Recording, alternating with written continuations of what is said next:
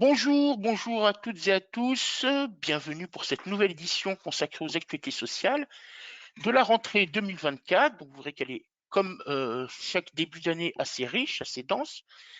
Comme à l'accoutumée, je vous propose, merci pour celles et ceux qui sont déjà connectés, bien évidemment, je vous propose encore de consacrer une ou deux petites minutes pour permettre à toutes celles et ceux qui souhaitent se connecter de nous rejoindre. Vous êtes de plus en plus nombreux et puis pour ne rien vous cacher, nous avons un nombre d'inscrits qui bat tous les records. Donc merci pour votre confiance, merci pour votre assiduité et merci bien évidemment pour ces rendez-vous qui sont toujours tout aussi intéressants en termes d'échange. Voilà, je me permets bien évidemment encore une fois de vous demander patience. Il est 9h31 à 9h30 et quelques secondes. La jauge, la jauge de connectés progresse. Nous pourrons engager les débats pour ce nouveau rendez-vous. Est-ce qu'à tout le moins, vous pourriez nous faire signe peut-être pour savoir si vous nous entendez correctement, vous avez une bonne visibilité à l'écran? Juste un petit mot par chat, bien évidemment. A priori, ça a l'air d'être bon. Merci Donc, Maïla. Merci. Voilà, encore une poignée de secondes. Je vois que ceux qui souhaitent participer à cette session se connectent progressivement.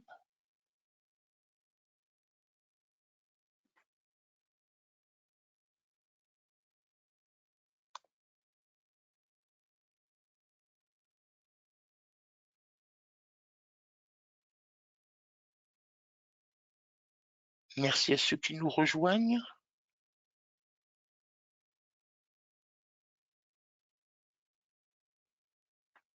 Bien, je pense que nous allons pouvoir, bien évidemment, débuter notre rendez-vous mensuel. Eh bien, bienvenue à toutes et à tous. Bien le bonjour. Merci encore une fois pour votre assiduité, votre confiance. Pour démarrer, bien évidemment, au nom de tout SD Works, nous vous présentons nos plus chaleureux vœux de nouvelle année, qu'il vous soit aussi profitable à l'échelon personnel et professionnel, que cette nouvelle année vous apporte toutes les satisfactions que vous souhaitez, bien évidemment, une excellente santé en espérant que le monde de la paye soit toujours avec vous et de manière toujours aussi passionnante. Alors 2024, bien évidemment, qu'est-ce que cela suggère au mois de janvier, mais je dirais comme pour chaque année, pas uniquement cette année 2024, c'est avant tout, en dehors des changements et d'une nouvelle ministre qui est en charge des questions qui nous intéressent directement depuis hier, mais ça c'est un autre débat. Ce sont bien évidemment toutes les mesures qui entrent en vigueur au 1er janvier, dont on en verra un certain nombre. N'hésitez pas bien évidemment à la fin à apporter vos compléments, le cas échéant, ou aborder un sujet qui n'aura pas été traité et retenu dans le sommaire. Alors, qu'est-ce qu'on vous propose? Excusez-moi, j'ai toujours des problèmes à passer les diapos. Voilà, je pense que cette fois-ci, c'est correctement fait. De revenir vers vous sur les règles applicables à la réduction générale de cotisation patronale qui sont modifiées depuis le 1er janvier dernier. Ce qu'il vous appartiendra de faire en termes déclaratifs lorsque vous serez exposé à un double refus de CDI à la suite de CDD, quelques éléments relatifs au trajet domicile-travail avec quelques évolutions de plafond exonératoire. Je vous redis à nouveau parce qu'il semble que la question se pose, elle nous a été également adressée ces derniers jours sur les modalités de termination du montant d'aide sociale à compter de cette année 2024. Un point d'actualité sur la clause de non-concurrence, et notamment l'attention qu'il convient d'avoir de manière très particulière, là c'est essentiellement RH en matière de renonciation, un élément de jurisprudence fort intéressant, et puis je terminerai par notre habituelle page de formation juridique et paye, pour vous dire qu'elle a été mise à jour, sur laquelle on vous invite bien évidemment à consulter, et en tout dernier lieu, les dates déjà arrêtées pour nos prochains rendez-vous jusqu'au mois de juin.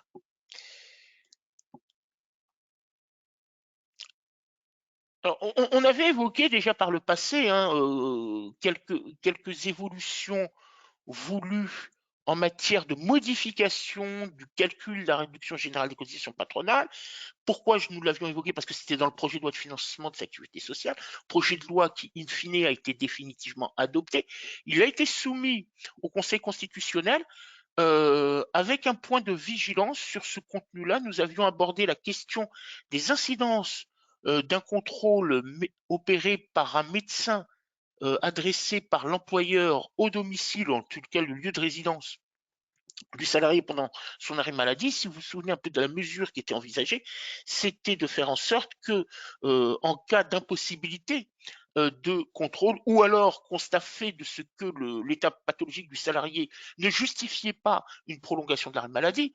Troisième point ajouté pour la remise en cause du versement des IGSS, c'est que le médecin contrôleur adressé par l'employeur pouvait également réviser la durée de cet arrêt de travail, le cas échéant, et remettre en cause le terme exact et la date de reprise. Bon, cette mesure a fait l'objet d'un recours devant le Conseil constitutionnel au motif qu'elle ne permettait pas de garantir le droit à la santé qui est expressément prévu par la Constitution. Le Conseil constitutionnel a censuré le dispositif, donc il a répondu favorablement à la requête de ceux qui ont eu recours et qui ont saisi le Conseil constitutionnel. Le dispositif est donc annulé dans la loi. Nous ne l'évoquerons plus. Il est assez technique. Il est peu probable que le gouvernement revienne sur le sujet par une autre voie, même dans le cadre d'une réforme professionnelle des IGSS. Par contre, ce que nous savons absolument, c'est que le gouvernement souhaite, bien évidemment, revoir le mode de calcul des IGSS. La réforme dite structurelle, pour reprendre la terminologie qui avait été utilisée jusqu'à présent, eh bien cette réforme structurelle devrait avoir lieu au cours de l'année 2024, sans que pour autant, à ce jour, nous puissions disposer d'un calendrier, ni du calendrier d'ailleurs, ni d'ailleurs de la nature exacte de la réforme, c'est-à-dire techniquement ce qu'il conviendrait de réviser dans ce calcul-là. Alors, sur les règles de RGCP applicables, dont on avait dit déjà que le souhait dans la loi de financement de sécurité sociale, c'est de revoir les plafonds exonératoire, notamment pour l'exonération allocation familiale, cotisation patronale, allocation familiale et cotisation patronale maladie, mais alors qui sont en termes d'appréciation de ces plafonds-là normalement identiques à ceux qu'il convient de retenir pour la RGCP. Il y a quelques modifications et ces modifications sont portées par le décret du 29 décembre JO du 30 décembre, un décret qui ne peut de toute façon être pris que postérieurement à la publication de la loi de financement de la sécurité sociale, ou à tout le moins juste à la même date, mais pas avant. Alors pourquoi je... Voilà. Alors, euh, confirmation de ce qui avait été annoncé, hein, de ce que d'abord, d'une part, les règles afférentes au calcul de la réduction de taux allocation familiale, taux maladie, sont renvoyées à des dispositions de nature réglementaire et d'où bien évidemment la nécessité de prendre un décret dont on vient de donner les références pour permettre à l'exécutif, au pouvoir exécutif, de définir ces plafonds-là. Alors pour la petite histoire, je Non, l'avais également précisé. désolée, j'ai l'impression qu'il y a un bug parce qu'on voit pas les diapos défiler. Ah, Enfin, moi, vous j'en en êtes. suis à exonération de cotisation patronale, donc a priori c'est bon. Il y a quelqu'un qui ne Est-ce voit que pas défiler les diapos. ah alors est-ce que Toi, le t'en même es problème au de 4? pardon, tu disais Maïla? T'en es au 4? Toi, tu en es au 4? Oui, je suis à la diapo 4, effectivement. Ah bah c'est Est-ce bon. que c'est bon? C'est bon, hein, c'est Parfait. bon. Il y a peut-être un temps de latence, hein, sans doute, par moment en fonction Ouais. du réseau. Euh, donc, vous disais-je, je revenais bien évidemment sur ce rapport de deux parlementaires au cours de l'année 2023, hein, qui concluait sur la non-efficience, la non-pertinence sans doute de maintenir un plafond exonératoire à hauteur de 3,5 fois le SMIC, notamment pour la réduction du taux allocation familiale. Alors, ce n'est pas la solution retenue, hein, qui émanait de ce rapport, qui était plutôt d'inciter à conduire, à aligner ce plafond de loi de 3,5 sur le plafond réduction du taux maladie à 2,5. Ce n'est pas la solution retenue par le gouvernement, qui est plutôt de figer de manière définitive les valeurs du SMIC à hauteur de ce qu'elles sont et en vigueur au 31 décembre 2023. Donc, le plafond, alors le SMIC bien évidemment a évolué au 1er janvier dernier, hein, comme vous le savez, on avait déjà eu quelques éléments à l'époque, pour 151,67 h par 3,5 fois le SMIC, nous avons un plafond donc d'éligibilité des rémunérations versées à la réduction du taux allocation familiale à 6 115,33 € et pour la réduction du taux, pardonnez-moi, du taux de cotisation patronale maladie, 2,5 fois SMIC, soit 4 368,10 €. Ce sont des valeurs qui vont rester, qui ne bougeront plus, même s'il devait alors il y aura bien évidemment dans un an encore une évolution du SMIC, mais combien même nous l'aurions à connaître au cours de l'année, comme nous l'avons connu au mois de mai 2023, eh bien nous aurons de manière définitive figé ces valeurs-là. Elles ne seront plus le corollaire, de l'évolution du SMIC. Pour autant, si alors nous avons quelques années devant nous, hein, si le SMIC, en raison de sa réévaluation à la hausse, notamment, et de sa révision à la hausse, devait franchir l'une de ces deux valeurs, la limite serait plafonnée à 2 fois le SMIC en vigueur au moment où je traite ma paye, et donc pour l'année considérée. Donc là, ça pourrait évoluer, mais à 2 fois le SMIC en vigueur. Alors, donc ces valeurs que vous avez sous les yeux sont figées jusqu'à éventuellement ce que le SMIC, ou 2 fois la valeur du SMIC, rattrape les valeurs concernées. Alors, 6 115,33 € la probabilité pour l'instant assez éloignée, 2,5 fois SMIC pour la maladie, soit 4 368,10 €.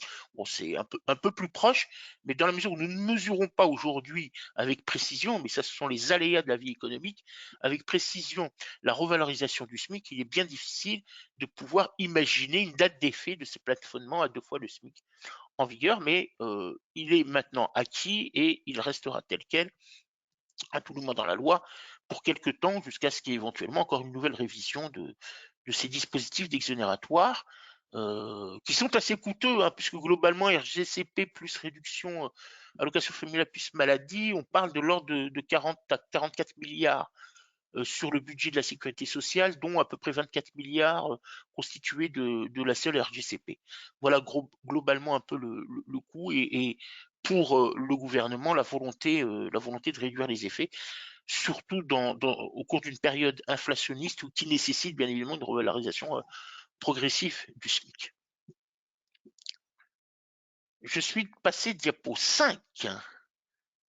Donc diapo 5, par contre, le dispositif réduction générale de cotisation patronale ne connaît pas de modification.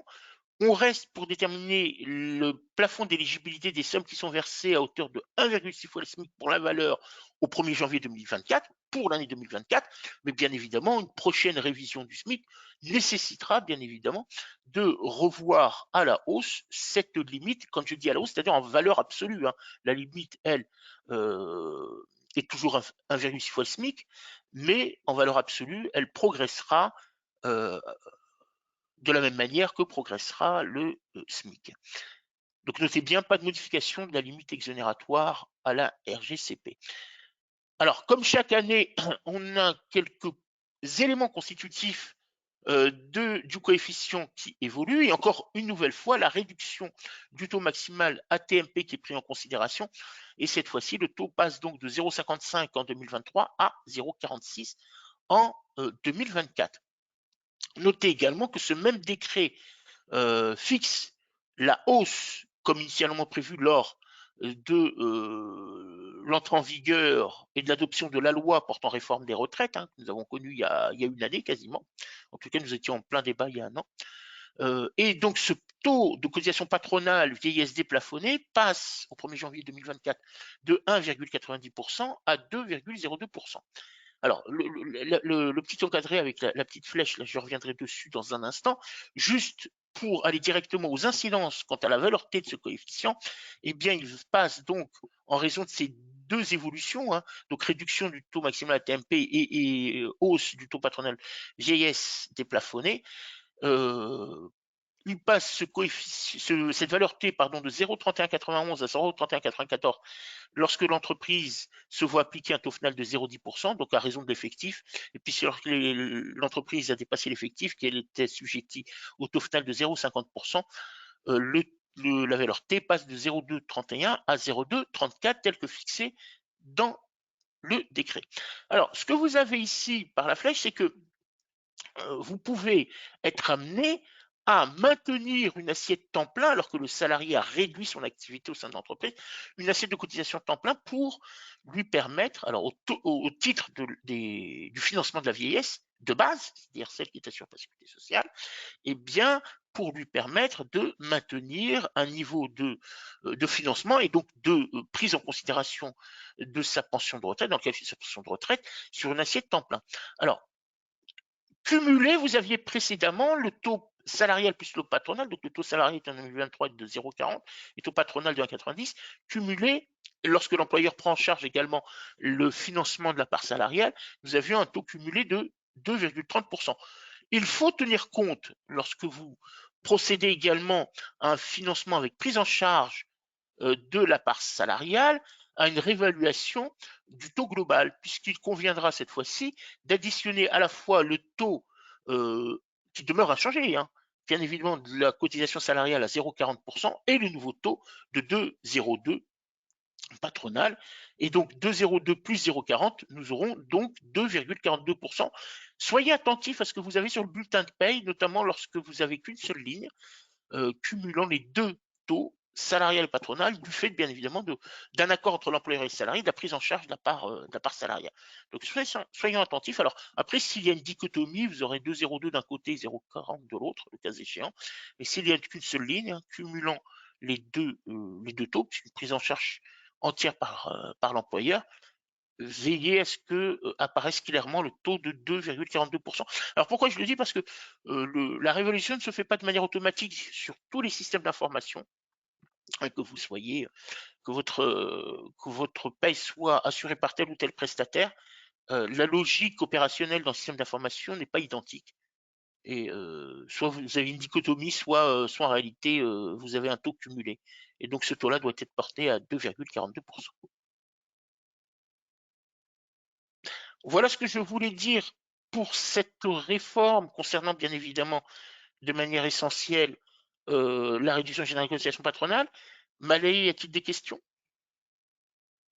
Pour l'instant, pas de questions Je te pour l'instant. remercie.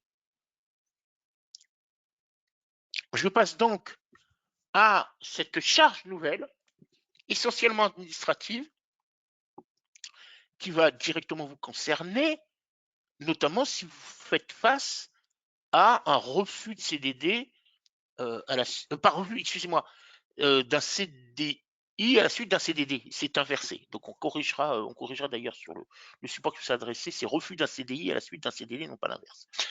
C'est une mesure qui avait été prise dans le cadre d'une loi d'urgence relative à la réduction des demandeurs d'emploi ou du chômage en quelque sorte, hein, et du plein emploi, visant le plein emploi pour reprendre l'un des éléments du titre de la loi de 2022, sur lesquels nous attendions bien évidemment des précisions quant aux modalités déclaratives dont on imaginait éventuellement que l'information que devait adresser l'employeur à l'institution que nous devons désormais appeler France Travail, et non plus Plan d'emploi, aurait plutôt fait l'objet d'une adaptation d'attestation Pôle emploi. Le gouvernement a pris une orientation tout autre, puisqu'il convient de compléter une attestation sur un site dédié. Et c'est ce décret de fin 2023 qui nous donne des informations qui portent la mesure. Et donc ce fameux décret du 28 décembre, publié au journal officiel du 29. On aurait volontiers souhaité que le texte soit publié beaucoup plus tôt dans l'année, mais bon, il arrive avec ce groupe assez large de publications de fin d'année. Alors,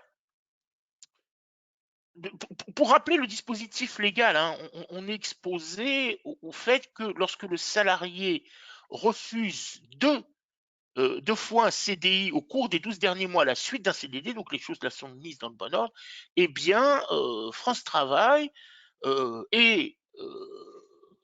dispose de la capacité de rejeter la demande de versement d'allocation. Voilà. En clair, France Travail estime, au regard de la loi, qu'il n'y a plus lieu, cette fois-ci, de verser les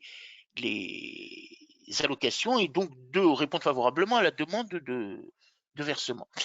En même temps, la loi prévoit la mise en place d'un process déclaratif de ces refus, et c'est le décret, vous disais-je, qui précise ce déclaratif. Alors, bien évidemment, tout ça répond à un certain nombre de conditions, hein, à la fois visées par la loi et à la fois rappelées dans ce texte de nature réglementaire. Alors, modalité de proposition, le texte nous dit que l'employeur doit adresser la proposition de CDI à son salarié par lettre recommandée avec accusé de réception, ou par lettre remise en main propre contre décharge, ou par tout moyen donnant date certaine à sa réception. Alors, si bien évidemment vous avez adressé cela par courriel, assurez-vous que la messagerie électronique conserve bien la date certaine de sa réception, c'est-à-dire l'envoi, et puis bien évidemment demander un accusé de lecture. La lettre doit également comporter un délai de réponse requis auprès du salarié, mais alors, chose étonnante, c'est que le texte ne fixe pas ce délai. Le texte demande à ce que soit accordé au salarié un délai raisonnable de réponse. Alors, on va encore tomber éventuellement, mais ça, c'est l'avenir qui nous le dira, sur sans doute un certain nombre de contentieux quant à l'appréciation de ce délai raisonnable, et pour les juges, non pas de le fixer. Le juge n'a pas compétence pour fixer de manière exacte le délai. Par contre, il considérera, au regard des éléments constitutifs du dossier, des éléments de fait, s'il y a lieu d'estimer un délai raisonnable ou pas, ou déraisonnable le cas échéant. Sachant également que le décret donne une équivalence en cas d'absence de réponse à celle d'un refus. Donc si le salarié ne répond pas dans le délai imparti, il y a refus, et cet élément-là doit être clairement porté sur le courrier faisant office de proposition d'un CDI au salarié.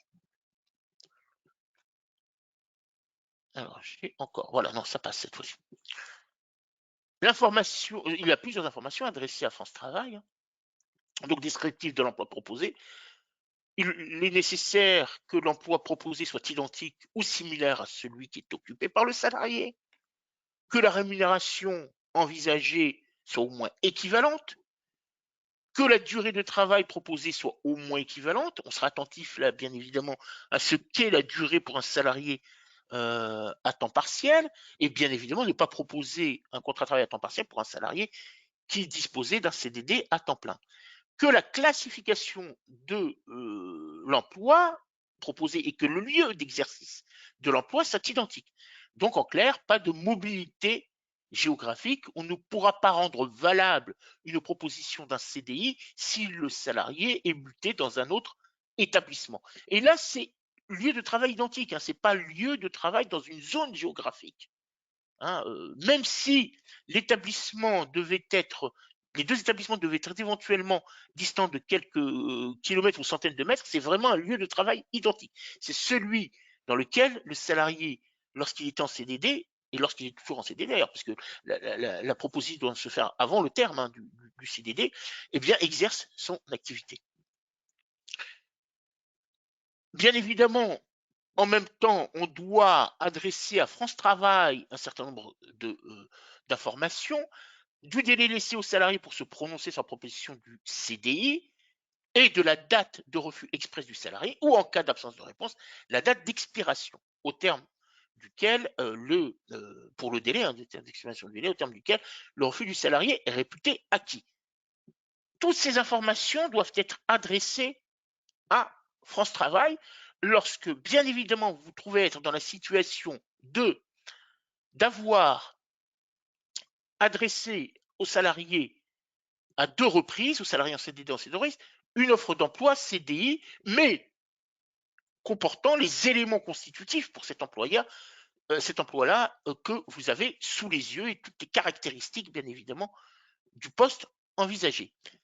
Alors, la démarche à réaliser est une démarche qui se fera hors de ce que nous sommes en capacité de vous accompagner, parce que là, il n'y a que l'employeur qui peut le faire. D'abord, c'est une déclaration dématérialisée et un arrêté du 3 janvier, donc postérieur au décret du 28 décembre, un arrêté du début du mois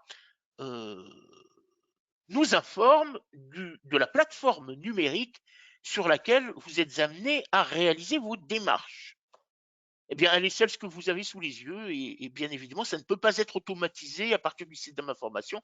Donc, il vous faudra prendre l'ensemble des éléments du dossier, d'autant plus que le prestataire de paye, comme pour nous, l'éditeur de paye, un certain nombre d'informations ne sont pas à notre disposition, donc nous rendant impossible la tâche déclarative, et vous interviendra de le faire directement sur le site que vous avez sous les yeux. Alors, l'adresse est joliment longue, hein, www.démarche-commencer/refus-de-cdi-informer-France Travail. Vous voyez un peu comment les choses sont faites. Je pense que c'est pour aller directement sur la plage concernée du site France Travail. Il vous appartiendra de le faire. J'ai ouï dire, mais je vous le préciserai la prochaine fois, qu'éventuellement, c'est sur la DSN à partir de 2025 que la démarche déclarative se fera. J'ai un peu de doute parce que, d'abord, de manière automatique, ça ne sera pas possible lors du traitement du STC que de délivrer l'ensemble de ces informations-là. En même temps, notez que le délai déclaratif n'est pas précisé par les textes. Est-ce que la déclaration que je dois faire à France Travail sur la plateforme numérique dont vous avez l'adresse sous les yeux doit se faire immédiatement lors de l'établissement du STC, que ça doit se faire immédiatement le lendemain ou un délai plus important, lendemain du STC ou dans un délai plus important, point d'interrogation, les choses ne sont pas dites. En l'occurrence, et même, combien même nous emprunterions la voie de la DSN, on prendrait que c'est encore une démarche administrative qu'auront à remplir directement les employeurs, les services RH ou les services paye. L'automatisation est peu imaginable pour le moment en raison bien évidemment de l'ensemble des éléments. Un prestataire de paye n'a pas connaissance des caractéristiques de l'emploi proposé et bien évidemment de la totalité du courrier et des éléments du courrier, notamment en termes de délai de réponse. Donc c'est d'une lourdeur administrative incontestable, personne ne le nie, c'est une démarche supplémentaire. La question qui se pose immédiatement est celle de la sanction qui pourrait être administrée à l'égard de l'employeur en cas d'inobservation, en cas d'inexécution de cette déclaration. Alors, deux façons de répondre. La première, c'est qu'aucune sanction n'est attachée au texte instaurant cette procédure déclarative, ni la loi de 2022, ni le décret de fin décembre, ni l'arrêté de début janvier ne comportent de dispositions permettant de sanctionner l'employeur en cas d'absence de déclaration.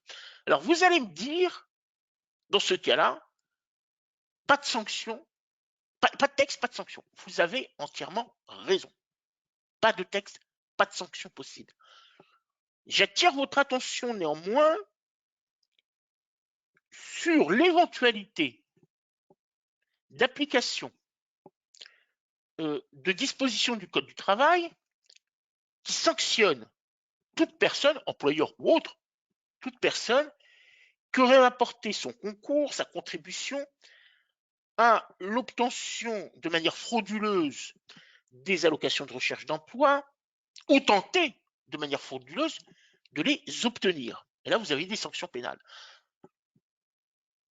À l'examen du dossier, c'est une possibilité. Je ne dis pas que c'est éventuellement ce que fera l'administration, mais c'est une possibilité. Sachant que bien évidemment, il y a un moment donné, il va falloir donner corps à cette mesure. Alors, donner corps à cette mesure par la voie déclarative que vous avez sous les yeux, mais donner corps, c'est-à-dire donner un effet réel à la réduction du demandeur d'emploi, notamment par le versement d'allocations de recherche d'emploi telles que visées par la loi. Donc il appartiendra, alors maintenant le texte, voilà, la mesure est définitivement adoptée par le Parlement, il appartient au pouvoir exécutif de donner vie à la mesure. Donc il peut emprunter ce chemin-là. Quels vont être les éléments permettant d'imaginer que l'employeur n'a pas procédé à la déclaration attendue alors qu'elle est obligatoire, c'est sans doute déjà le non-versement de l'indemnité de précarité. Voilà. Alors, c'est un indice, ce n'est pas suffisant, puisque vous savez qu'il peut y avoir plusieurs causes au non-versement de l'indemnité de précarité, dont notamment, par exemple, le statut d'étudiant. Dans les autres cas, et dans notre cas, bien évidemment, l'indemnité de précarité.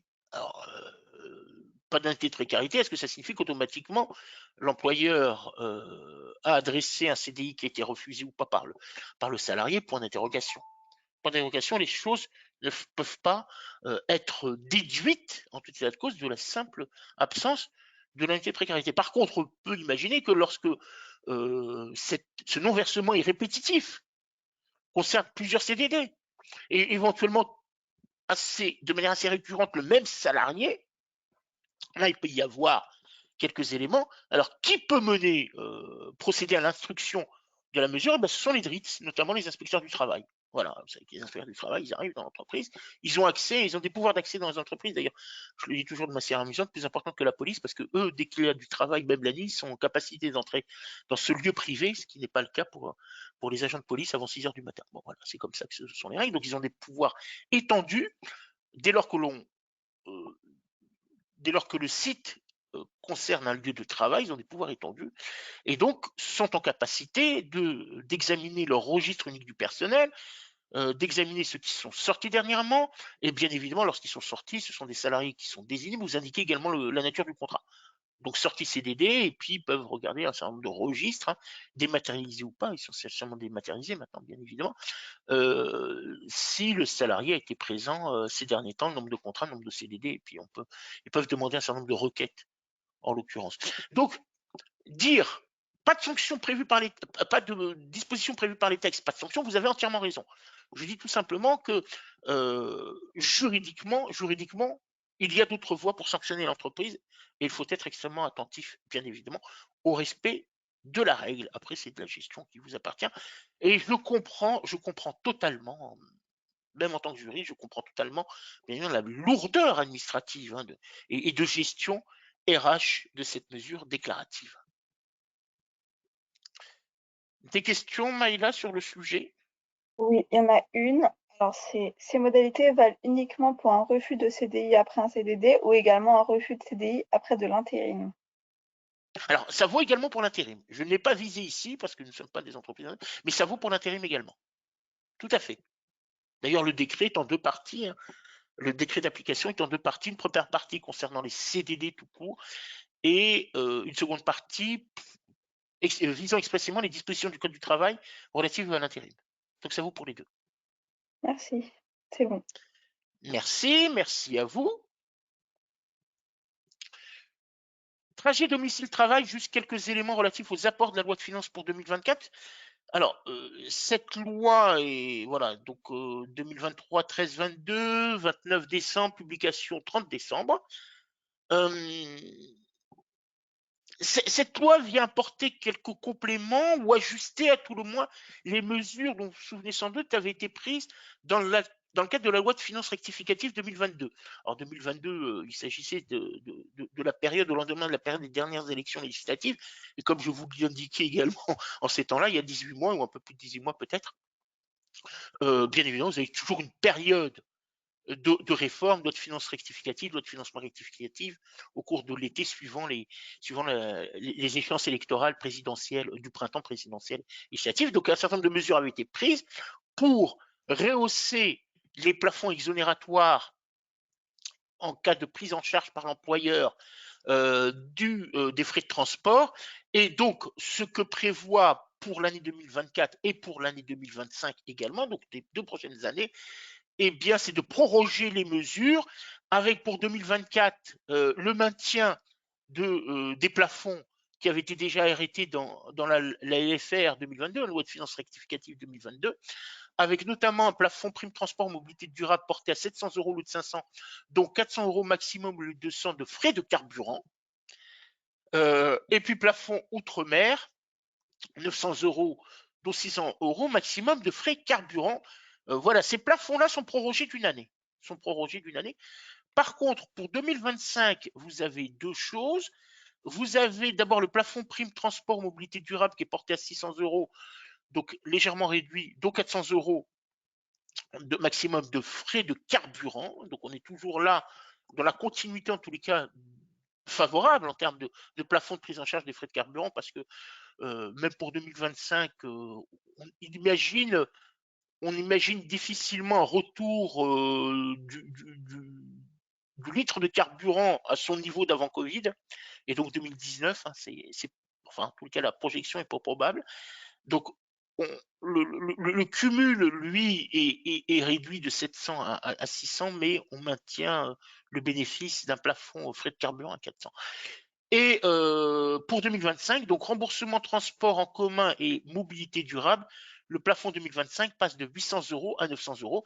Mais là, la volonté, c'est bien évidemment de faire en sorte que, de favoriser en quelque sorte, pardon, favoriser en quelque sorte, et bien l'utilisation des moyens de transport en commun et mobilité durable, c'est-à-dire moyens de véhicules, de véhicules doux, si je puis dire, sauf que dans la mobilité durable, vous avez le covoiturage. Voilà. Bon, en l'occurrence, lorsque le véhicule transporte au moins 2 personnes, voire plus, au lieu d'une seule personne, on estime que ça rentre dans la logique, bien évidemment, des politiques de protection de l'environnement. Et la mesure ici, fiscalement, est avantagée par l'augmentation du plafond exonératoire. Bon, voilà ce que vous avez comme élément, en l'occurrence, pour la prorogation du trajet domicile-travail.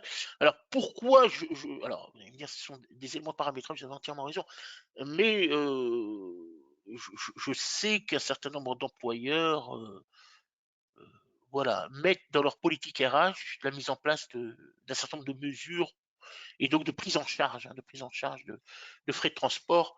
Ça peut être, c'est à la fois, sont à la fois des éléments de paye incontestablement, et puis des dispositions qui peuvent donner lieu à l'inscription dans les politiques RH des entreprises RSE, etc. Voilà. Voilà ce qu'il en est de cette mesure en particulier. Bon, Maëla, je pense qu'il n'y a pas de questions spécifiques, donc je vais passer directement au point Non, suivant, hein. effectivement, ouais. Oui, au montant net social, modification 1er janvier 2024. Alors, l'administration avait déjà entamé la réforme de ce calcul-là pour le 1er janvier en inscrivant le dispositif ou le nouveau cadre de calcul dans le BOSS, dans le bulletin officiel de sécurité sociale. Donc on savait que tout cela aurait une base juridique plus consolidée que le seul BOSS par un décret à venir, et le décret a été encore là, tardivement publié, puisqu'il fait l'objet de ces textes qui sont publiés de manière quasi industrielle chaque fin d'année. Je, je vous avoue que je ne sais pas si le calendrier doit être plus artisanal ou c'est le contenu. On préférait que le contenu soit pointu, mais que le calendrier soit plus artisanal, qu'il soit étalé dans le temps. Mais enfin, bon, bref. Il nous faut vivre, bien évidemment, avec les productions d'administration. Donc, décret de fin d'année, mais nous avions déjà évoqué le sujet. Je voulais revenir dessus parce que il semble qu'il y ait lieu de le redire. Alors, la réforme dans le calcul porte sur 2 points. Le premier, c'est que à compter de ce mois-ci, dans le montant du MLS, du montant net social, l'employeur doit tenir compte des indemnités journalières de sécurité sociale subrogées, et uniquement subrogées. Les IGSS, pour toutes les IGSS, quelle que soit la cause de l'arrêt, maladie, AT-MP, maternité, autre éventuellement. Donc ce n'est pas la cause même de l'arrêt maladie ayant donné lieu au versement des ISS qui est déterminante. C'est le fait que l'employeur a été subrogé dans les droits du salarié, qui impose de ce que ces IJSS, en raison de la subrogation, soient portés dans le montant net social du salarié. En contrepartie, la sécurité sociale s'abstient de délivrer l'information à la CAF, essentiellement à la caisse d'allocation familiale, puisque là, le montant net social vise à déterminer l'ouverture des droits et le calcul du montant du RSA et de la prime d'activité. Et donc, lorsqu'il y a IGSS subrogé, la sécurité sociale s'abstient de le faire. Par contre, lorsque les IGSS ne sont pas subrogés, ne font pas l'objet d'une subrogation, là, c'est la sécurité sociale qui délivrera l'information directement à la CAF et l'employeur n'aura rien à faire. Pourquoi? Parce que la mesure, nous a-t-on expliqué à l'automne dernier, pourquoi cette mesure? Parce qu'un certain nombre de salariés ne tenaient pas compte dans le calcul du montant d'aide sociale, en tout cas des éléments qui étaient délivrés à leur CAF de ces indemnités journalières de sécurité sociale. Donc là, voilà, la poire a été tranchée en deux, et en l'occurrence, on ne retiendra qu'une partie des IGSF, c'est qu'ils font l'objet de la subrogation, mais on doit impérativement les inscrire dans le MNS. A contrario, nous allons voir des montants qui vont être exclus du MNS. Il s'agira dorénavant de déduire des cotisations salariales des garanties collectives. Donc, jusqu'à présent, je les intégrais dans les MNS. Désormais, je n'ai plus à le faire. Je dois les soustraire. Jusqu'à présent, je dois dorénavant les soustraire. Et je dois m'abstenir d'inclure les cotisations patronales finançant ces garanties collectives. Donc, d'une part, je déduis les cotisations salariales des garanties collectives. D'autre part, je m'abstiens d'y intégrer les contributions patronales finançant ces garanties collectives. Observation doit être faite qu'il s'agit là de garanties dont le caractère est collectif et qu'on ne s'intéresse pas à leur caractère obligatoire ou facultatif. C'est vraiment le cas. Bien qu'évidemment, vous allez me rétorquer à juste titre que dans l'écrasante majorité des cas, si la garantie collective elle est également obligatoire, on ne voit pas en quoi elle serait obligatoire sans être collective, sauf vraiment dans des cas très exceptionnels où elle serait obligatoire pour quelques salariés pris individuellement, mais pour lesquels ils n'entreraient pas dans un groupe de salariés bénéficiaires de ces garanties, donc il ne pourrait pas y avoir un caractère collectif à ces garanties-là. Mais le seul examen que l'on doit avoir ici pour connaître de la déduction des cotisations salariales et de l'exclusion des cotisations patronales, c'est le caractère collectif et uniquement cet aspect collectif des garanties. Donc il vous appartiendra bien évidemment de vous d'abord de prendre connaissance, de faire une lecture rigoureuse des contrats qui vous lient à votre organisme, de prévoyance, de frais de santé, de retraite supplémentaire, et bien évidemment de vous rapprocher de cet organisme-là pour vous faire préciser les caractéristiques, parce qu'il est mieux à même d'interpréter le contrat qu'il vous a soumis et qu'il a signé avec vous. Précision également de ce que, bien évidemment, on parle des garanties de manière générale, celles qui sont visées à l'article N911-1 du Code de la sécurité sociale, et notamment en termes de financement de la prévoyance, des frais de santé et de la retraite supplémentaire.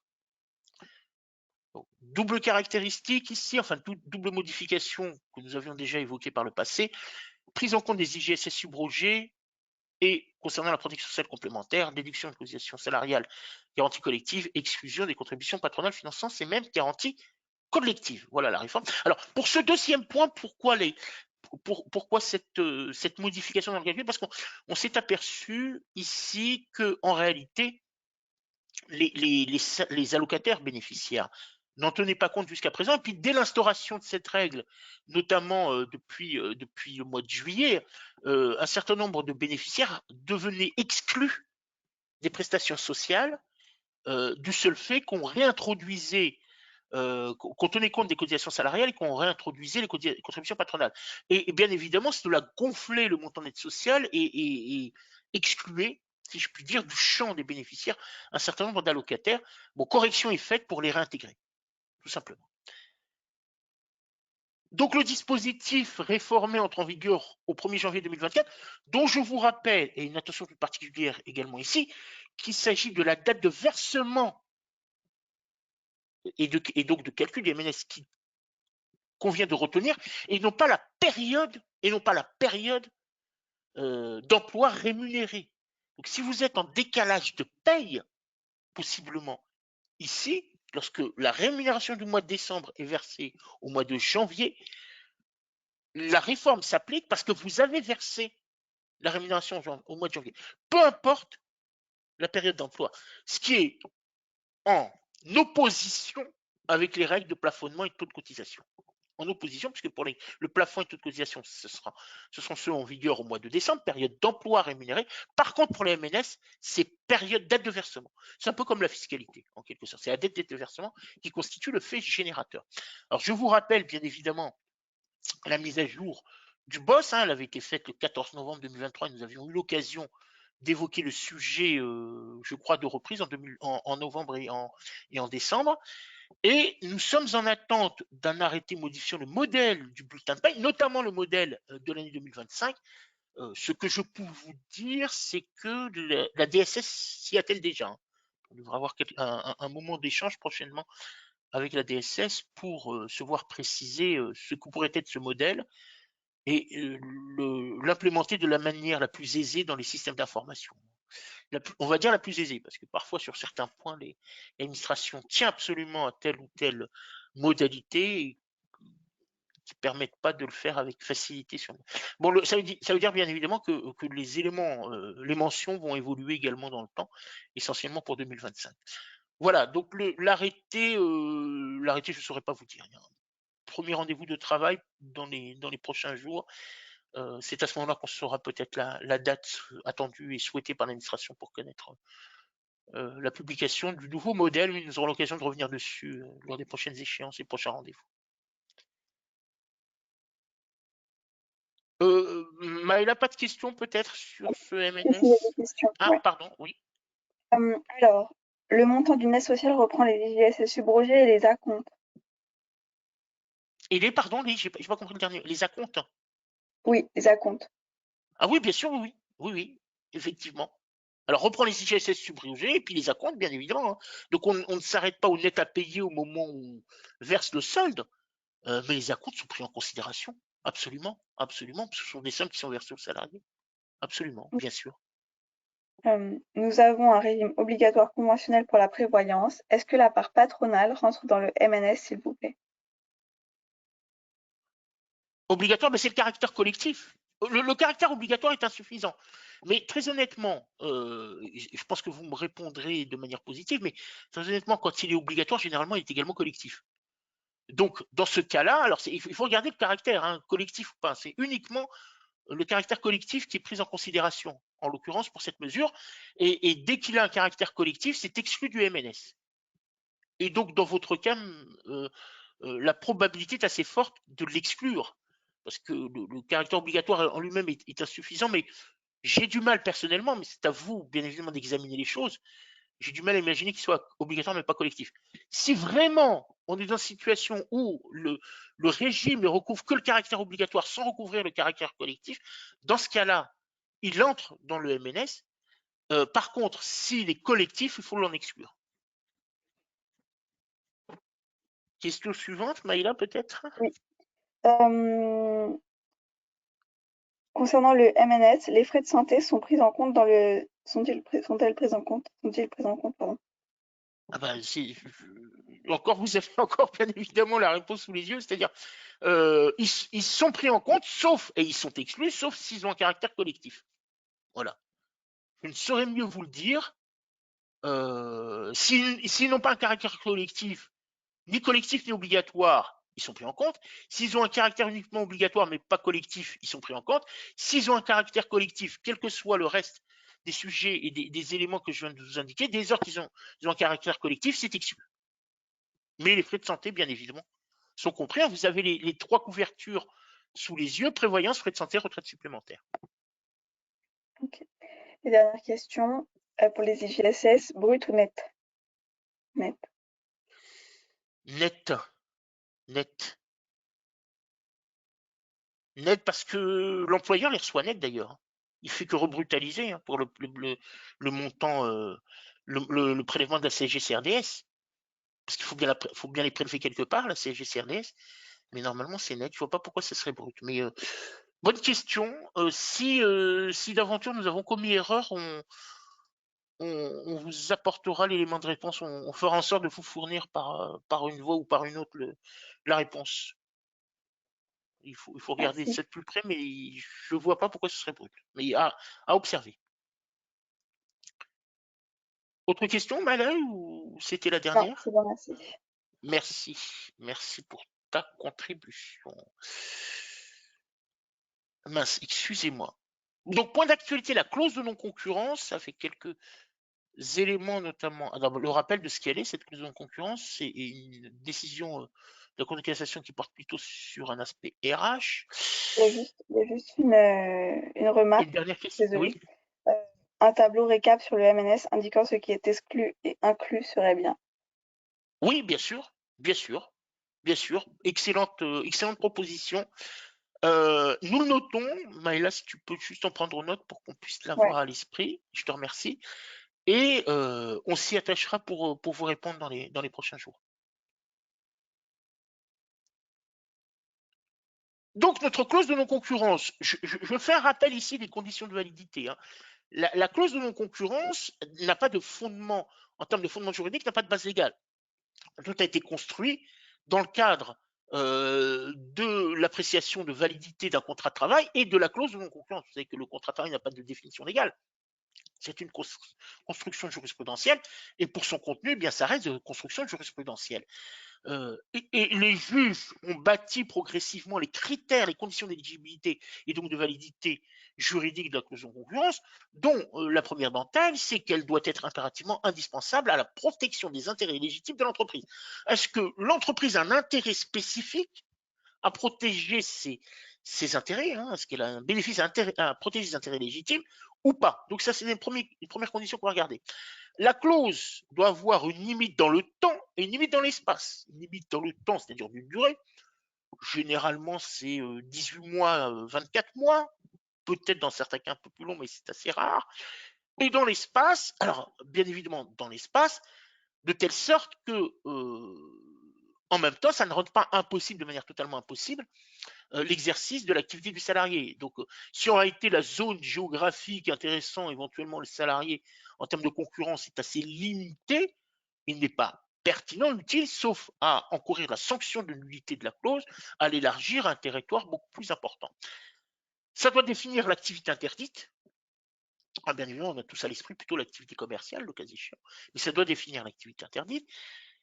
Et il y a depuis un revirement de jurisprudence de juillet 2010 l'obligation d'assurer le versement d'une contrepartie financière, nous avons coutume d'appeler indemnité de non-concurrence. Le montant de la contrepartie, d'abord, bien évidemment, on rappelle le caractère obligatoire. Le montant ne doit pas être dérisoire et il ne doit pas être non plus exorbitant. Et il doit recouvrir une autre caractéristique, c'est qu'il doit être proportionnel aux contraintes relatives à la non-concurrence. Alors, non dérisoire, il ne doit pas représenter une partie infime comparativement et à due proportion des rémunérations versées aux salariés précédemment, auquel cas le salarié serait légitimé à dénoncer cette clause en raison de la contrepartie dérisoire, la contrepartie financière dérisoire. Et donc là, l'employeur serait bien embêté parce que ça signifie que le salarié étant libéré de la clause de non-concurrence, eh ben, il ne peut faire concurrence aux activités de son précédent employeur et ne doit pas être non plus exorbitante.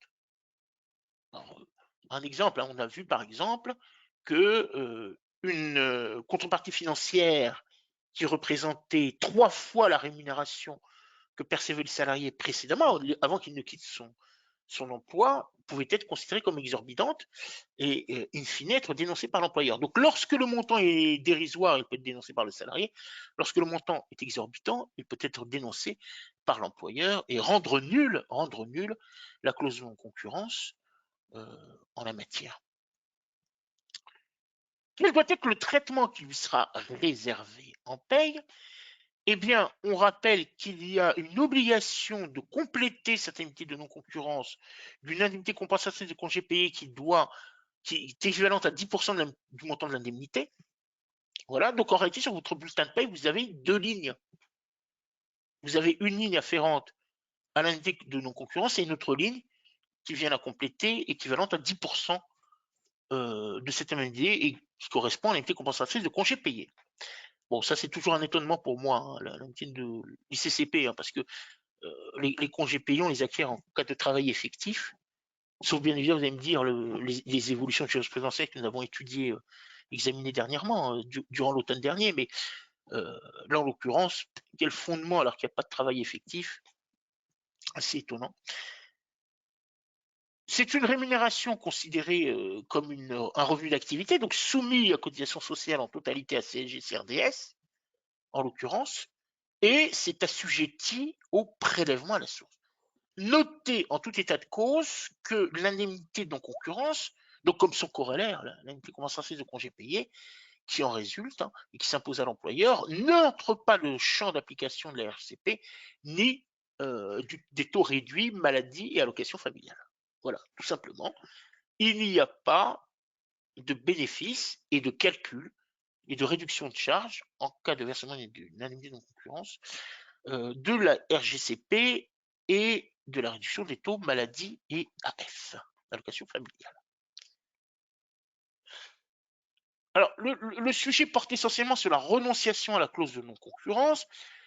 D'abord, les conditions de renonciation sont bien évidemment fixées par le contrat de travail, donc éventuellement dès l'origine, dès la signature du contrat de travail, on peut instaurer une clause de non-concurrence, ou tout simplement dans le temps avec l'évolution du contrat de travail, via un avenant portant cette clause de non-concurrence. La renonciation doit se faire dans le formalisme et les délais prévus à cet effet. Donc le formalisme est recommandé éventuellement un délai de renonciation qui ne peut intervenir, je dirais quasiment à tout moment, mais plutôt postérieurement au STC ou à tout le moins au moment du STC. Alors, effet de la renonciation qui a été exprimé par l'employeur, mais au-delà du délai fixé par la clause. En l'occurrence, dans le cas qui a été tranché par les juges, la clause prévoyait un délai de renonciation par l'employeur d'1 mois après l'entrée en vigueur de la clause de non-concurrence. Alors, vous savez que la clause de non-concurrence débute le lendemain de la rupture du contrat. Donc, mon contrat s'achève nous sommes aujourd'hui le 12 janvier. Le lendemain, la clause de non-concurrence débute le 13 janvier. Je reviens juste parce que ça me fait penser à un élément juste sur ce que nous avons vu précédemment en termes de traitement de paye. Bien évidemment, mais ça, je suis sûr que vous procédez de la sorte. Je vous invite très fortement à avoir 2 bulletins sur le mois. Il y a un bulletin STC jusqu'au 12, prenons l'exemple du 12 janvier, et un second bulletin portant la seule clause de non-concurrence à partir du 13. Ça facilite grandement, bien évidemment, les modalités de paye, et puis nous avons deux périodes distinctes et deux natures de sommes distinctes. Voilà ce que je voulais vous dire sur la façon dont on établit le bulletin de paye. Donc ici, l'employeur a renoncé et informé le salarié du renonciation à la clause de concurrence 3 mois plus tard, c'est-à-dire en tout 4 mois après la prise d'effet de la clause de concurrence. L'employeur, bien évidemment, les juges ont reconnu que l'employeur devait au moins verser cette indemnité. Alors, quelle différence entre la décision de la Cour d'appel et la décision de la Cour de cassation? C'est que la Cour d'appel considérait que l'employeur avait une obligation de versement de la clause de non-concurrence pour toute la durée de la vie de la clause de non-concurrence, c'est-à-dire jusqu'à la renonciation par l'employeur, ce qui faisait 4 mois, et au-delà, il n'en était plus contraint.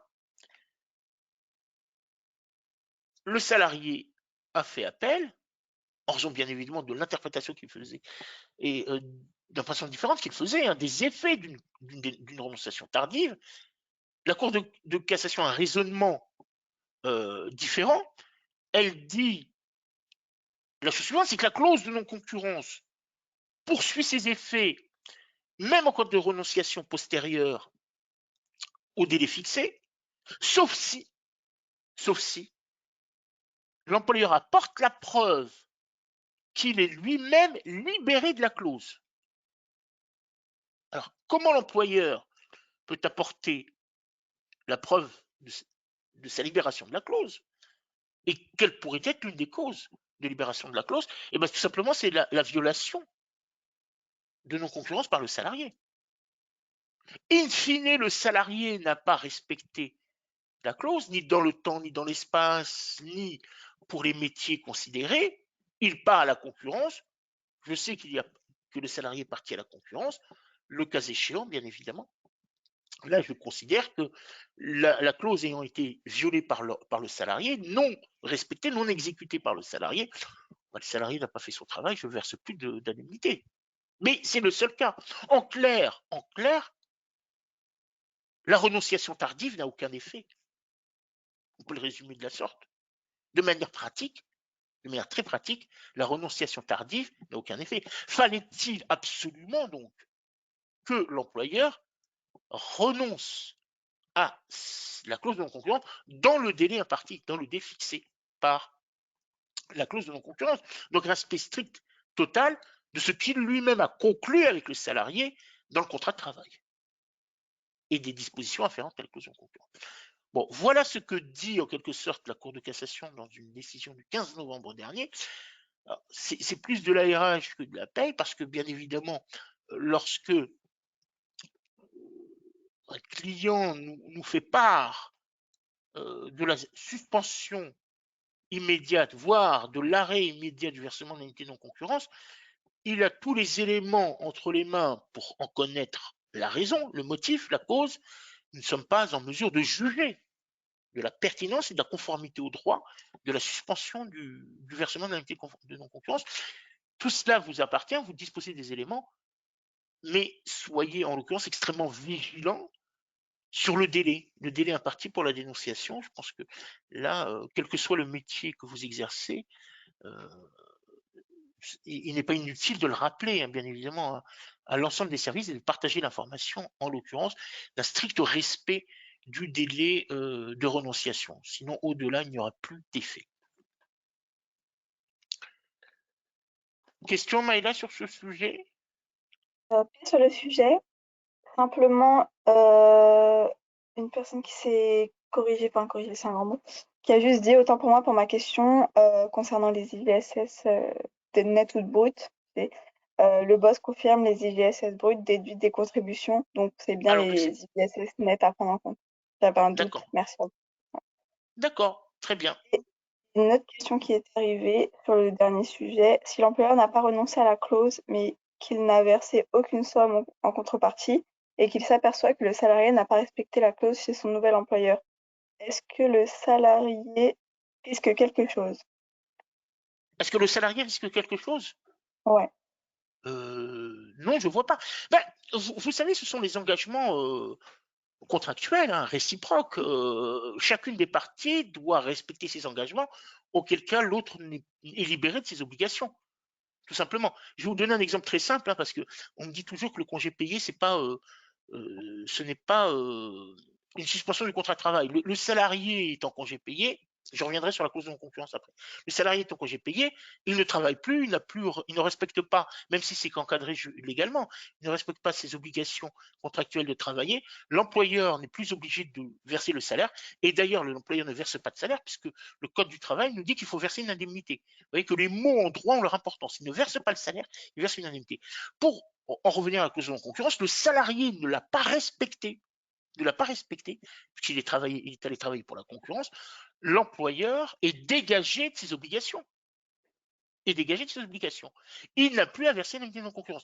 Par contre, une chose, l'indemnité de non-concurrence cesse d'être versée à compter du premier jour de travail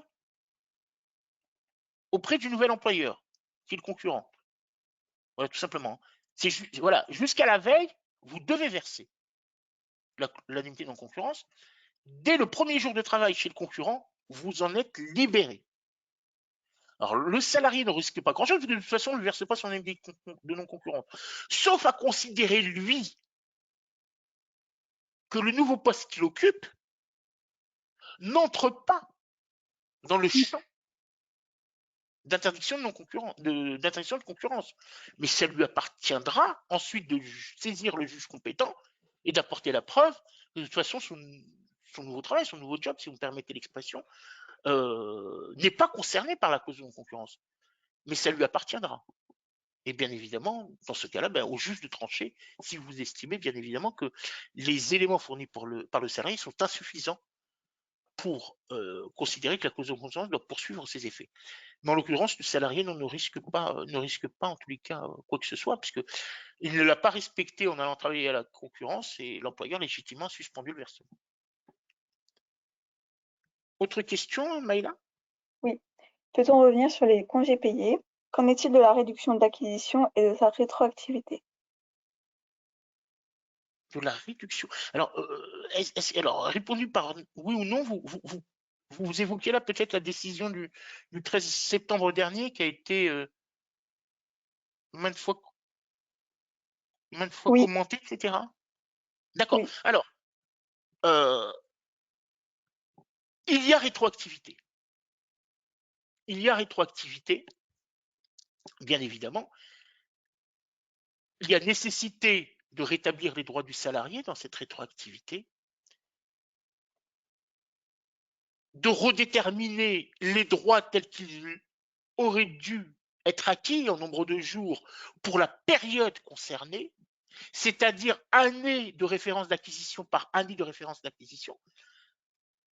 En l'occurrence, bien évidemment, si l'année d'acquisition, la période de référence est celle fixée par le Code du travail du 1er mai au 30, du 1er juin, excusez-moi, au 31 mai de l'année suivante, de le faire pour chacune de ces périodes, ou si vous avez un accord collectif qui cale la période d'acquisition sur l'année civile, ben, reprenez cet accord collectif, hein, généralement 1er janvier d'une année au 31 décembre de la même année, et de le rétablir dans ses droits lorsque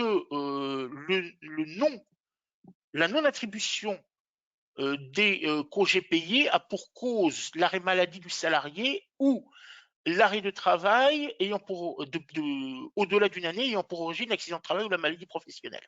Bon, voilà. Il y a rétroactivité, incontestablement.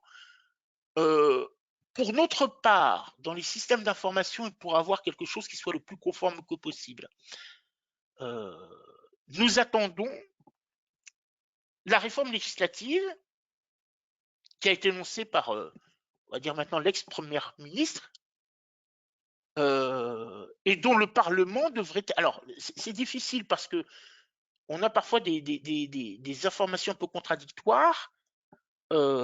Initialement annoncé pour le premier semestre, voire le premier trimestre 2024, aux dernières informations, il n'est pas exclu que ce soit repoussé au second semestre 2024.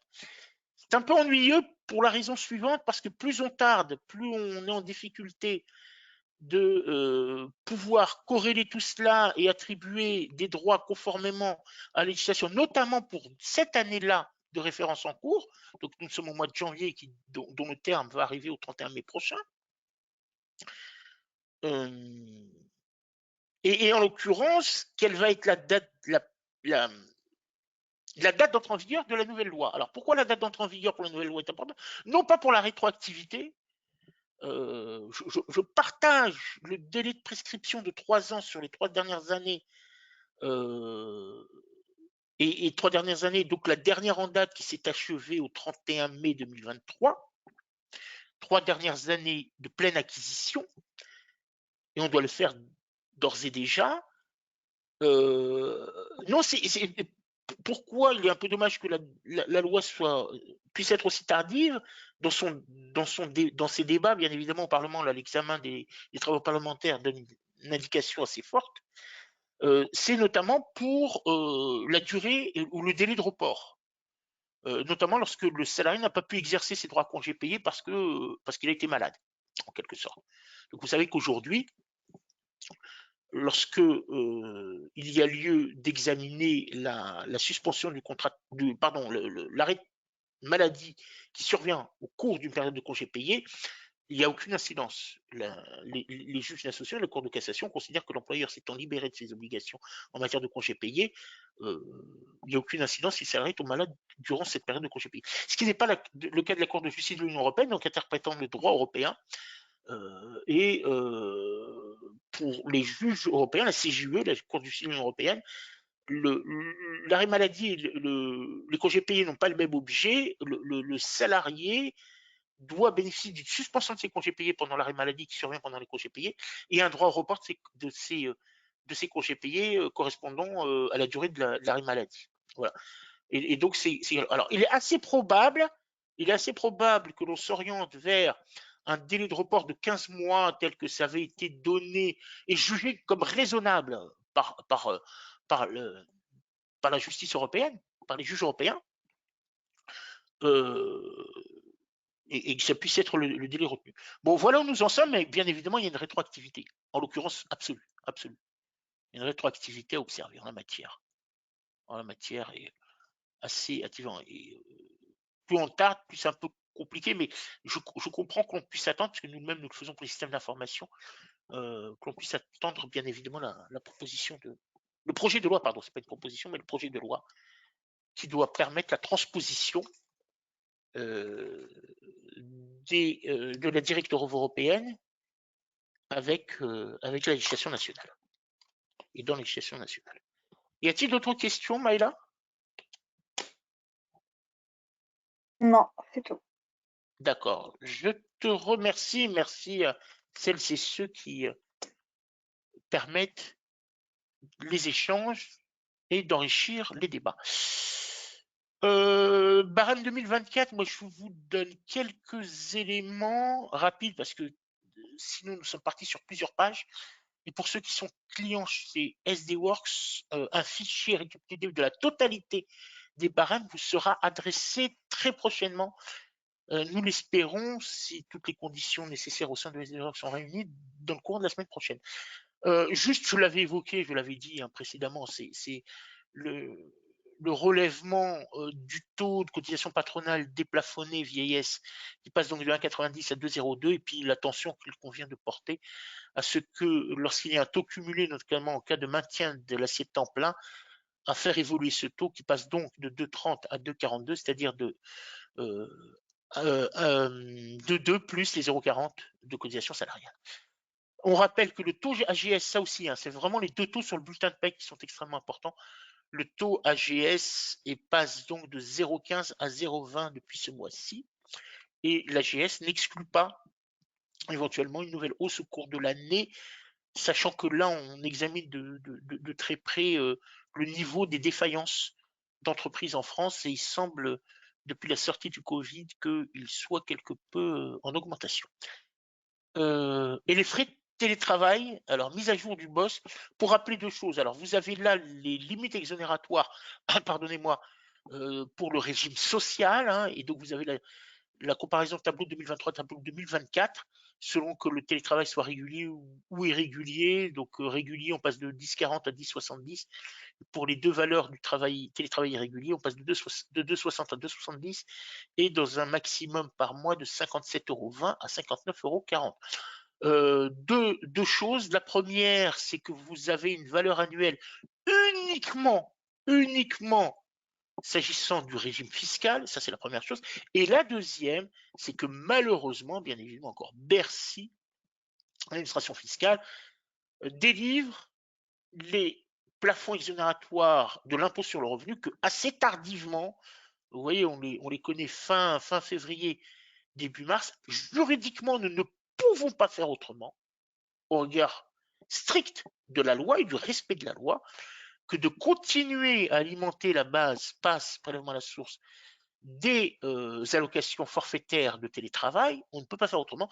Il appartiendra au salarié de corriger éventuellement sa déclaration de revenus pré-remplie, exercice lequel nous allons tous nous adonner au cours du printemps prochain.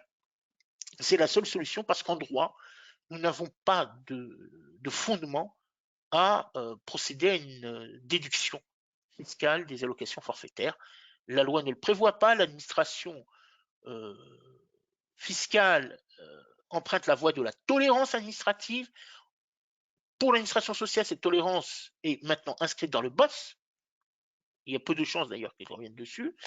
Et pour l'administration fiscale, il n'y a pas de support. Ça vient voilà, de manière assez tardive, fin février, début mars chaque année.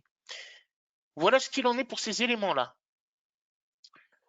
Un point de jurisprudence. Petite Oui, question.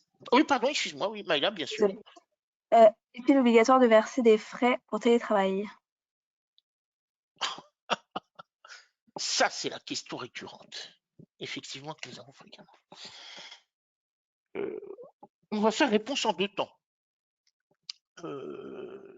La première, c'est que normalement, le télétravail est mis en place par voie d'accord collectif, nous dit-on, ou par décision unilatérale de l'employeur. L'accord collectif et la décision de l'employeur doit comprendre un certain nombre de dispositions. Les textes à la mise en place du télétravail directement ici associés ne visent pas l'éventualité de contrepartie financière couvrant les frais de télétravail, sauf un accord national interprofessionnel assez ancien, mais toujours d'actualité, ancien toujours d'actualité, dont il avait été prévu que l'employeur soit amené à prendre en charge, bien évidemment, les frais engagés par le télétravail, sans être plus explicite.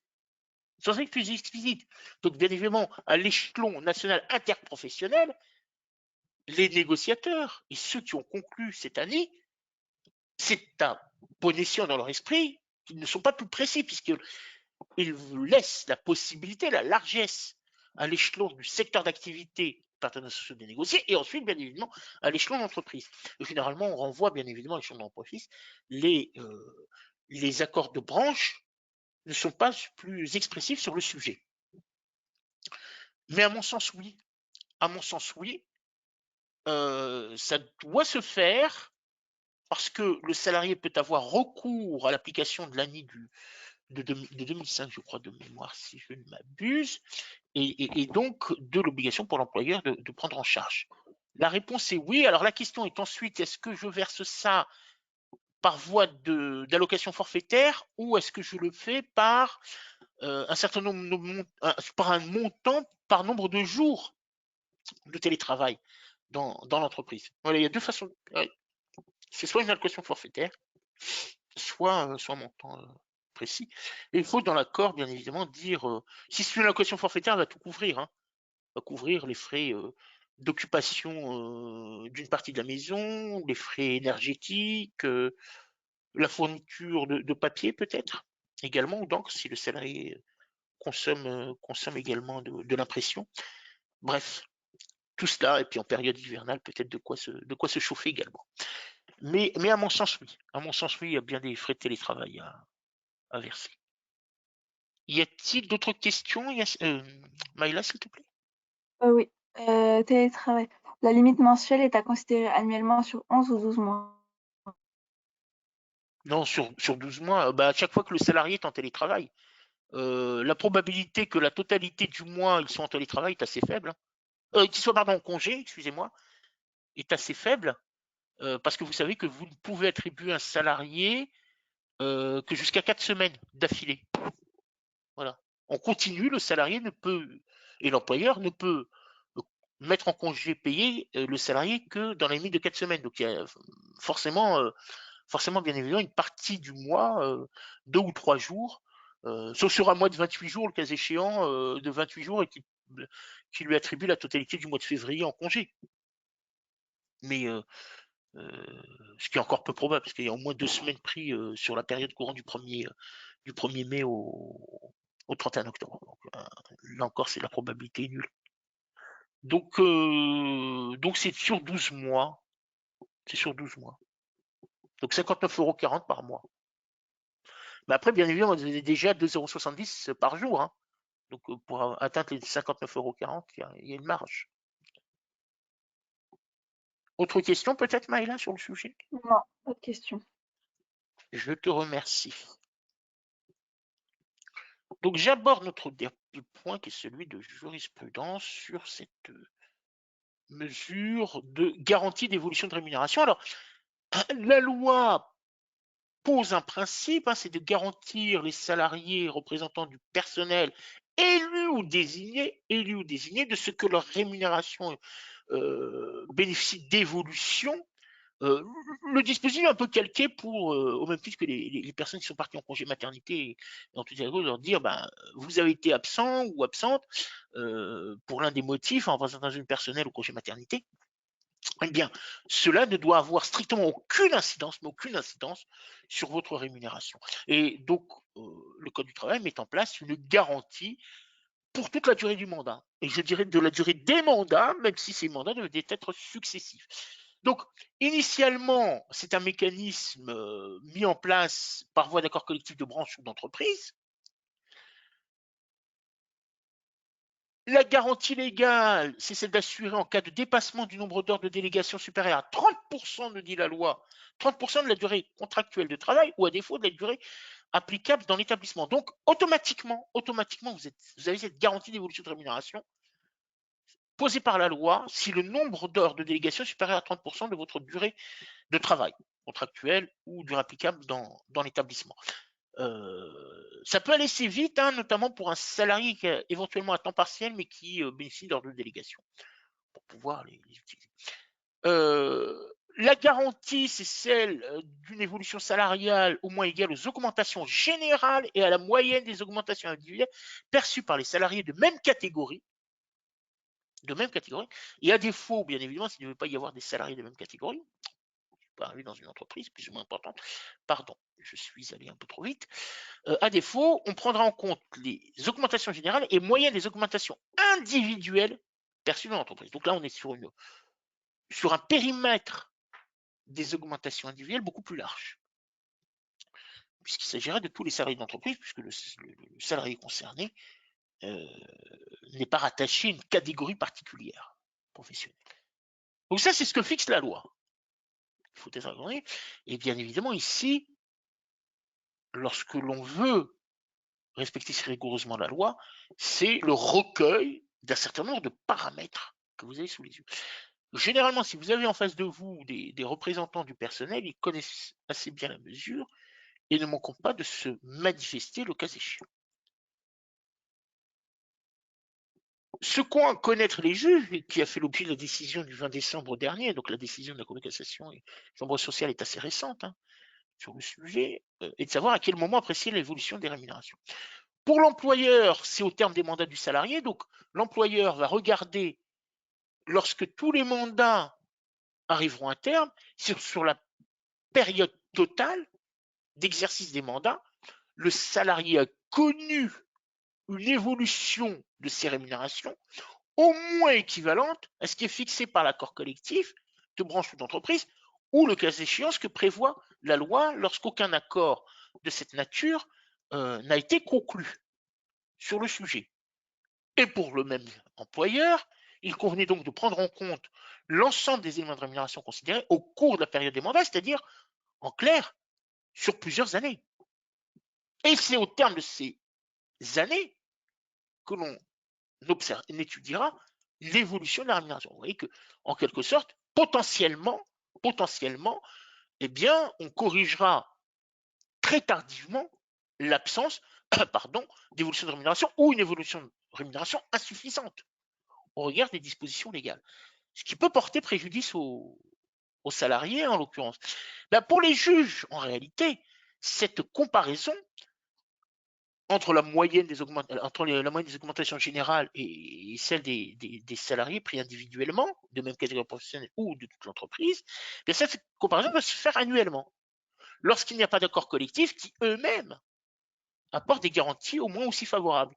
Donc, alors ensuite, bien évidemment, alors, des garanties au moins aussi favorables, potentiellement, j'ai du mal à imaginer qu'un accord collectif permette la comparaison qu'au terme des mandats. C'est-à-dire que ceux qui négocieraient, qui sont en capacité de signer, ne bénéficieraient de la garantie qu'au terme de leur propre mandat. J'ai du mal à imaginer qu'ils puissent conclure une telle clause. Donc, en réalité, bien évidemment, c'est une comparaison annuelle que l'on va faire et non pas au terme. Parce que les juges considèrent qu'il s'agit là d'une périodicité qui est la plus adaptée pour garantir la couverture contre toute pénalisation des représentants des salariés. Vous comprendrez que la mesure législative est prise pour éviter, bien évidemment, que les salariés, représentants du personnel en l'occurrence, soient exposés à une sorte de sanction financière du fait de leur mandat d'élu ou désigné, en l'occurrence pour les délégués syndicaux. Et donc les juges remettent les modalités pratiques dans un cadre fixés par la loi avec l'objectif de la loi, sans que la loi éventuellement entre dans ce détail de comparaison annuelle ou au terme de la période, mais examine l'objet de la loi, et l'objet de la loi, c'est éviter que le salarié représentant du personnel subisse un quelconque préjudice en raison de ses mandats. Et donc, demande à ce que la comparaison soit annuelle. Voilà sur ce point-là. Alors, pourquoi je l'ai inscrit? Parce que c'est effectivement un point RH, mais c'est la nécessité de recueillir un certain nombre d'informations. Vous avez peut-être des requêtes à effectuer sur le système d'information pour disposer des éléments de rémunération qu'on a vus sur la diapo précédente, c'est-à-dire augmentation générale et augmentation moyenne individuelle. Et que vous ayez bien la mesure à l'esprit si vous êtes éventuellement sollicité. Ne pas oublier qu'elle existe, qu'elle apporte un certain nombre de garanties aux salariés et qu'il convient d'y répondre favorablement, bien évidemment. Parce que là encore, je n'ai pas souvenir que les dispositions légales soient accompagnées de sanctions pénales, mais méfions-nous, je le disais tout à l'heure, pour l'absence de déclaration auprès de France Travail, de la proposition de CDI, méfions-nous de ce que par un autre texte, on ne puisse pas mettre en jeu la responsabilité directe de l'employeur pour inexécution des dispositions afférentes à la garantie d'évolution de rémunération. Donc soyons extrêmement prudents, parce que en matière dans le cadre juridique de la mise en place des institutions représentatives du personnel, y compris s'ils avaient des représentants élus, la loi est extrêmement rigoureuse, hein, et les sanctions pénales sont assez fortes. Des questions, Maïla, peut-être, pour si le sujet a Oui. déjà été. Oui.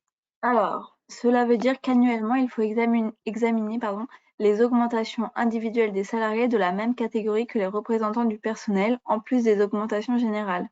Oui, la réponse est oui. Parce que potentiellement, les augmentations individuelles de la même catégorie sont peut-être plus fortes que les augmentations générales. Tout simplement. Et donc, il ne faut pas s'asseoir uniquement sur les augmentations générales, parce que là, on pourrait considérer que le salarié est discriminé en s'étant référé à une augmentation générale inférieure à la moyenne des augmentations individuelles. Tout simplement. Autre question, Maïla, peut-être? Allô? Allô? Pardon. Oui, pardon, Vous j'avais m'entendez? mon micro coupé. C'est tout. C'est bon, merci. Merci, Maïla. Bon, je vous rappelle que nous serions bien évidemment extrêmement ravis et heureux, comme je le fais à chaque session, de vous retrouver dans le cadre des formations qui sont proposées. Sachez que nous avons fortement étoffé notre catalogue, que nous avons de nombreuses dates et diversité de sujets qui seront traités jusqu'à maintenant, un calendrier jusqu'au mois de juillet. N'hésitez surtout pas un seul instant à consulter nos formations, ou en tous les cas le catalogue. Pour rappel, bien évidemment, nous avons la certification Qualiopi, ce qui vous permet la prise en charge de ces formations-là pour votre OPCO, et que vous trouverez toutes les informations utiles et nécessaires sur le site que vous avez à l'écran, www.sdworks.fr/fr-6fr/formation pluriel, et que pour toutes les questions afférentes à ce sujet ou de notre prestation d'informations juridiques sociales RH, n'hésitez absolument pas à nous écrire à l'adresse indiquée taxandlegal-8fr@sdworks.com. Ça ne vous engage à rien, ni la consultation du catalogue de formation, ni de rechercher des informations complémentaires et de nous questionner. On sera ravis, bien évidemment, de vous répondre sur toujours des informations qui vous seront utiles si vous avez un jour un choix à réaliser. Pour les formations que nous avons déjà animées, nous en sommes très heureux parce que la moyenne finale, hein, sur la formation est de 4,65 sur 5, avec pour les deux dernières formations une note de 5 sur 5 sur l'ensemble des items. Donc voilà, n'hésitez surtout pas à consulter. Et puis vous avez énormément de sujets, hein, comme comme l'acquisition des congés payés, la rupture du contrat de travail sur lesquels nous intervenons, la gestion du contrat de travail à temps partiel. Vous avez d'autres intervenants en termes de formation, je pense aux IRP, à la veille sociale et juridique, au formalisme du bulletin de paie. Indemnité de rupture, alors précédemment c'était les incidences paye administratives, là c'est le calcul du régime social, la gestion des détachés expatriés. Bon bref, vous avez un certain nombre de sujets et certaines formations peuvent être animées en anglais. Le cas échéant, si vous faites partie d'un groupe international et que certains de vos collègues souhaitent compléter leurs connaissances sur la législation française. N'hésitez surtout pas à le faire et puis n'hésitez pas à nous écrire, nous sommes toujours très heureux de pouvoir répondre. Vous avez à l'écran nos prochains rendez-vous. Donc notez d'ores et déjà les dates du 9 février à 9h30, du 8 mars à 9h30, du 5 avril à 9h30, du 7 juin à 9h30. Et nous sommes heureux d'avoir déjà des inscriptions pour le 9 février. Donc allez-y, n'attendez pas l'invitation avec le sommaire, inscrivez-vous, de telle sorte que l'on puisse bien évidemment immédiatement prendre en compte vos inscriptions et nos disponibilités en l'occurrence. Mais bon, sauf incidence de dernière minute comme ça pu se passer précédemment, normalement ces dates seront respectées. Voilà, si vous n'avez pas d'autres questions, Il y avait je ne juste une pense pas. question qui est: Oui, aurons-nous la possibilité de revoir le webinar et d'obtenir la présentation? oui, bien sûr, tout cela, l'adresse du replay vous sera adressée, tout simplement. Effectivement, vous l'aurez. Et voilà. Merci, merci grandement, Maïla. Merci à toutes et à tous. Je vous renouvelle nos meilleurs voeux au nom de tout SD Works pour cette nouvelle année que l'on espère extrêmement aussi riche que les précédentes et aussi passionnante. Parce que si par moments ça nous bouleverse, ça nous surcharge, je le comprends totalement, quel que soit le métier très précis que nous exerçons autour de la paye, GP, veille, support juridique, paramétreur, modélisateur de moteurs de RH. Euh, si nous en sommes également présents toujours depuis de très nombreuses années, c'est que le domaine apporte quelques satisfactions. Eh bien, nous espérons qu'il en sera toujours de même pour vous toutes et tous pour l'année 2024 et de vous retrouver toujours aussi nombreux. Merci de votre confiance parce que nous sommes vraiment très agréablement surpris du niveau d'inscrits qui ne fait que battre des records de mois en mois. Merci à toutes et à tous. Un grand merci Maïla pour ton accompagnement Merci. et je vous dis à très bientôt. Merci, au revoir. Au revoir.